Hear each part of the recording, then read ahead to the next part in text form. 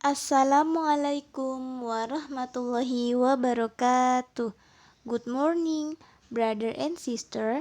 Apa kabar hari ini? Semoga kabar brother and sister sehat walafiat dalam lindungan Allah Subhanahu wa taala. Amin. Hari ini kita belajarnya harus tetap semangat, ceria dan gembira. Pada pembelajaran hari ini kita membahas tentang tema 5, subtema 2, pengalaman di sekolahku, pembelajaran 4.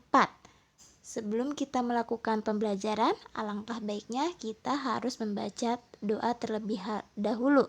Diawali dengan Bismillahirrohmanirrohim.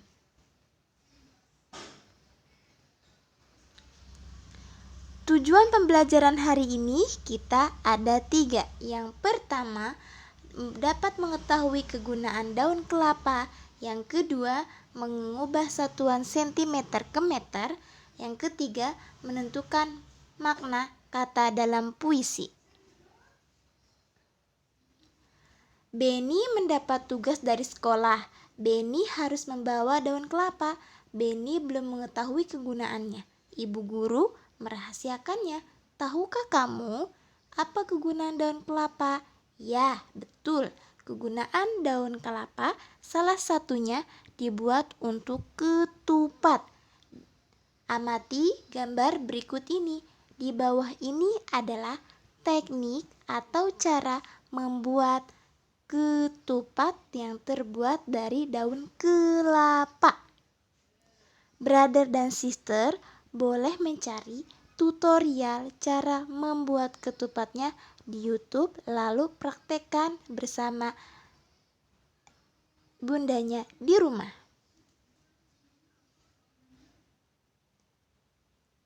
Buatlah pertanyaan tentang gambar yang tadi kita sudah bahas. Mintalah temanmu menjawabnya. Pertanyaannya adalah, apa bahan yang digunakan untuk membuat ketupat? Ada yang tahu tidak, brother dan sister? Ya, betul. Adalah jawabannya daun kelapa tentu saja. Perhatikan percakapan Beni. Beni sedang bercakap-cakap bersama Bu Guru. Buatlah ketupat menggunakan daun kelapa. Sediakan 2 helai daun kelapa. Pernahkah kamu membuat kerajinan dari dedaunan? Kali ini kamu akan membuat anyaman. Anyaman cangkang ketupat dari daun kelapa.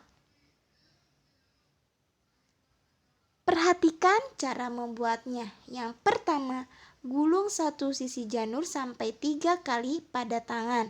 Ingat, janur adalah daun kelapa. Posisi pangkal janur menghadap ke atas. Kedua, ambil sisi janur satu lagi seperti langkah sebelumnya. Gulung pada tangan sebanyak 3 kali, posisi pangkal janur menghadap ke bawah. Ketiga, buatlah kedua gulungan saling bersilangan, janur masih dalam posisi tergulung. Yang keempat, ambil satu ujung, kemudian putar ke belakang susunan janur. Yang kelima, masukkan ujung janur yang sudah diputar ke belakang, kemudian janur yang berada pada posisi tengah. Yang terakhir, teruskan anyaman sampai bawah. Lakukan langkah sama dengan janur yang satu lagi.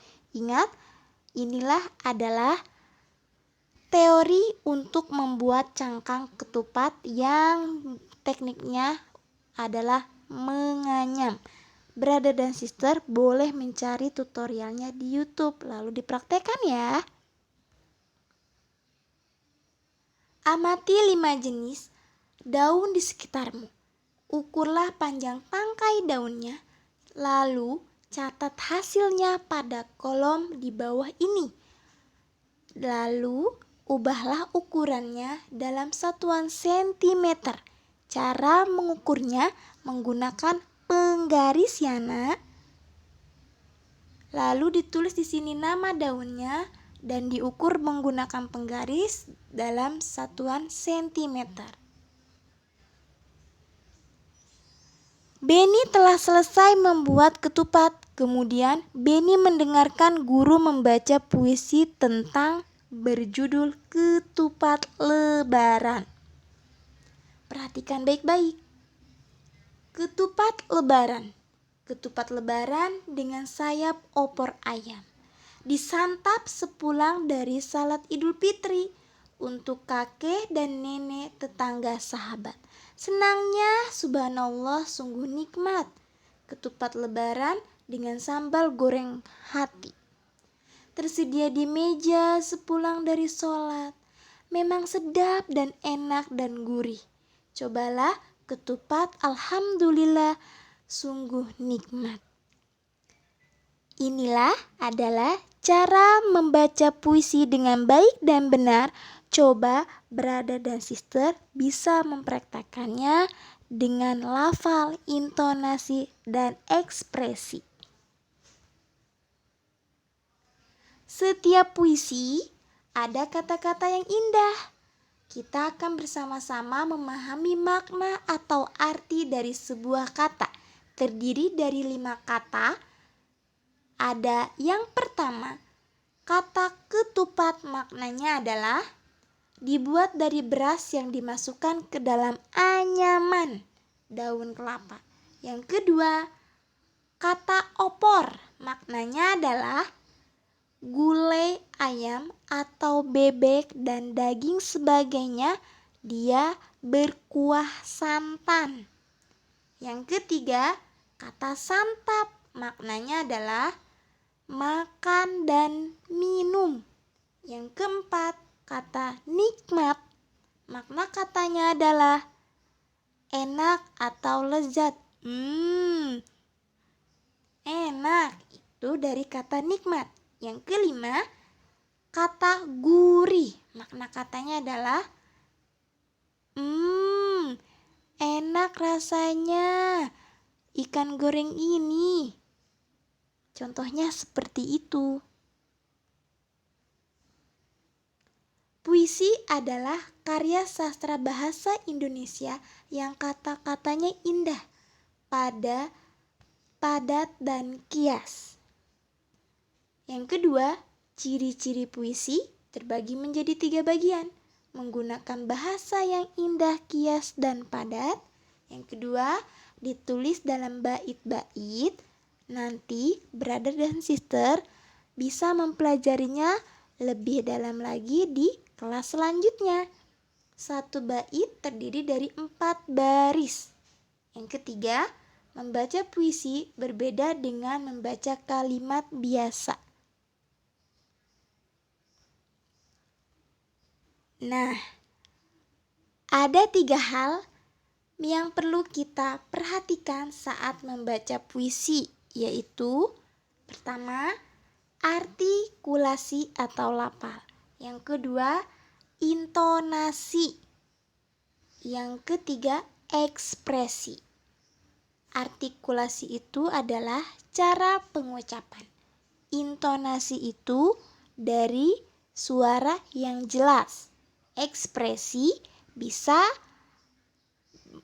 menggunakan bahasa tubuh yang disebut dengan gestur. Kalau puisinya menyenangkan seperti ketupat tadi, kita harus ekspresinya senang. Kalau puisinya sedih, kita harus mengekspresikannya dengan sedih. Terima kasih untuk pembelajaran hari ini. Semoga bermanfaat. Dan jangan lupa mencuci tangan, jaga kesehatan, jangan lupa sholat 5 waktu, patuhi terhadap nasihat ayah bundanya di rumah, selalu berbuat kebaikan. Sampai ketemu di hari esok selanjutnya atau pembelajaran berikutnya. Miss ucapkan terima kasih. Wassalamualaikum warahmatullahi wabarakatuh.